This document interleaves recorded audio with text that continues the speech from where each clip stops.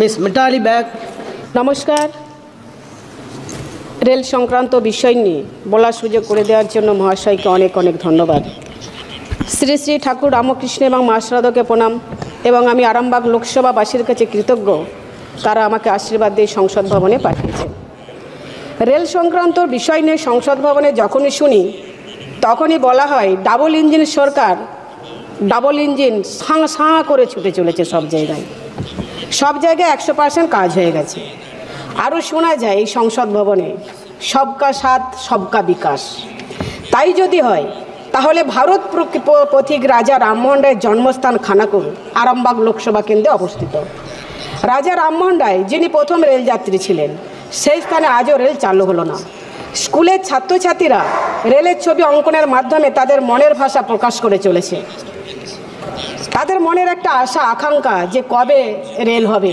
তারা মনে মনে ছবি আঁকছে, দেওয়ালে ছবি আঁকছে, খাতায় ছবি আঁকছে যে আমরা রেলে করে স্কুলে যাচ্ছি, কলেজে যাচ্ছি।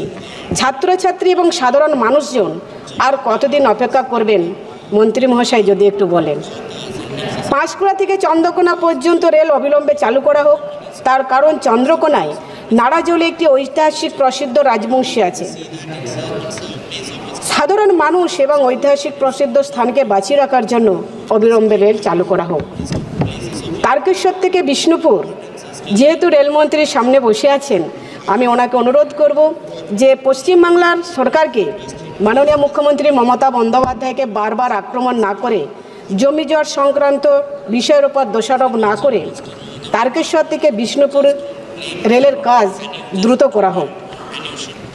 আরও একটা বিষয়, তার ক্যান্সার পেশেন্টদের যাতায়াতের সুবিধার জন্য মুম্বাই টাটা মেমোরিয়াল যে হসপিটাল রয়েছে, সেটা যাওয়ার জন্য যদি আরামবাগ থেকে মুম্বাই কিংবা আরামবাগ থেকে ব্যাঙ্গালোর যদি কোনো রেল চালু করা হয় সেটা খুবই ভালো হয়।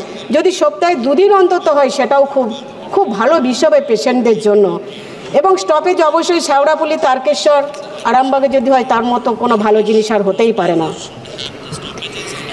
যাই হোক না কেন, আমরা একটা বিষয় দেখে আসছি। কিছুক্ষণ আগে এখানে একজন সতীর্থ বলছিলেন যে রেলের নাকি কোনো দুর্ঘটনা হয়নি। সুন্দর, আমি জানি না উনি খবরের কাগজ দেখেন কিনা, সংবাদ দেখেন কিনা। আমি জানি না সংসদ ভবনে দাঁড়িয়ে এই ধরনের মানুষের জন্য মিথ্যে কথা বলা যায় কিনা, হাততালির জন্য মিথ্যে কথা বলেন কিনা, এটা আমি জানি না। তার কারণ আমরা যখন ছোটবেলায় খেলতাম, আমরা প্রথমে বলতাম কু ঝিকঝিক ঝিকঝিক ঝিকঝিক ঝিকঝিক ঝিকঝিক ঝিকঝিক ঝিকঝিক ঝিক ঝিক ঝিক ঝিক ঝিক।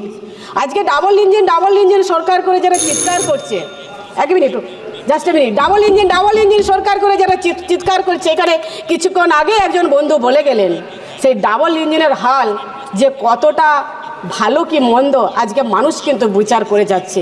তবু আমি বলবো মন্ত্রী মহাশয়ের কাছে অনুরোধ করব, আরও বিশেষ করে এই বিষয়, যেহেতু ভারতবর্ষের রেল খুব দ্রুততম একটা যোগাযোগ ব্যবস্থা, এর জন্য যদি ধ্যান দেন।